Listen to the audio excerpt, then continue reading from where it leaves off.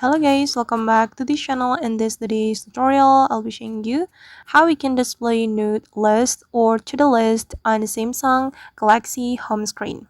Okay, here I have opened my home screen on my Samsung Galaxy phone, and first of all, we can tap and hold on any empty area on our home screen, and the screen will look like this, and we have to select the widgets option.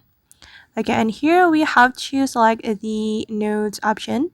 You have to scroll down until you find the notes, and you can click on it, and here you have to select the type of the note that you want to display on your Samsung Galaxy home screen. And I'm just going to select the single note, and we can click on add, and here we can select notes from our Samsung notes to be displayed on our home screen, and I'm gonna go with this one.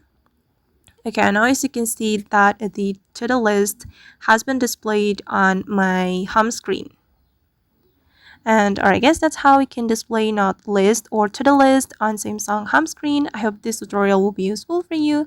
Thank you so much for watching and see you in the next video.